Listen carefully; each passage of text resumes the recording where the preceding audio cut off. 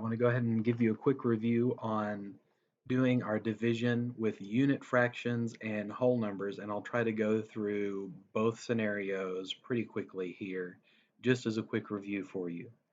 So we're only using whole numbers and unit fractions being a 1 on the top and a different number on the bottom, such as if I have 5 divided by 1/3. Okay, and we can think of this as I have 5 pies. I'm splitting them up into thirds.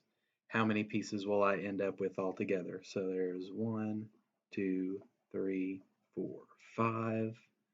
Split them up into thirds.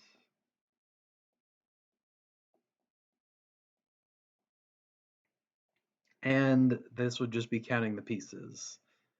3, 6, 9, 12, 15. I end up with 15 pieces. Okay, that's a quick visual for it.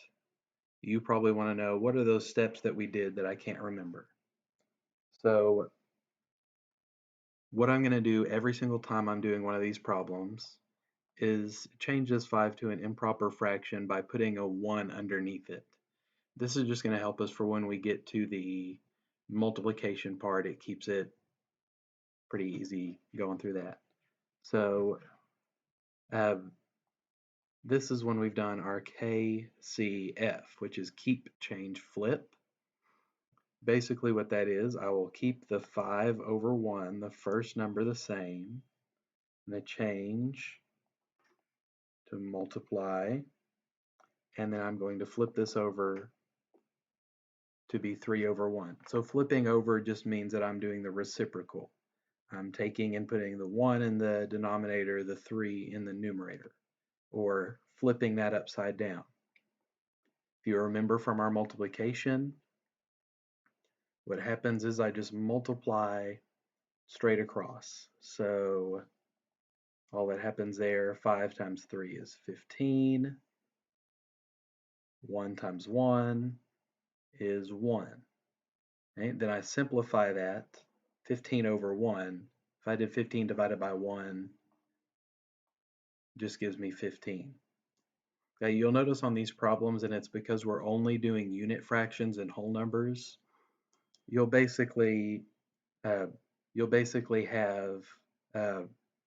do 5 times 3. You'll do the two numbers multiplied together, and it's either going to be a whole number or it's going to have a 1 on the top. Okay, but going through these steps, make sure that you get that right every single time.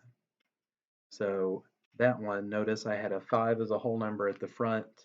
I ended up with 15 as my answer. Let's look at one the other way. So let's say I have 1/4, and I almost did multiply there. We're doing division. 1/4 divided by 6. Okay, so this is like having 1/4 of something.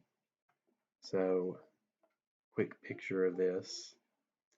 If I had 1/4 and I wanted to divide 1/4 of this up into 6 pieces, what would the size of one of those pieces be?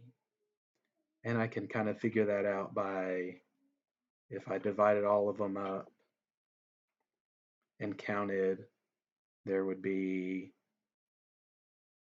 that's 1 out of 24 pieces, so it's going to end up being 1/24. It's just your visual for that again. But basically we're going to do the same thing as we did on the last one. The whole number, I'm going to put a 1 underneath. And I'll do keep, change, flip once again. So 1/4 I will keep the same. Change from division to multiply.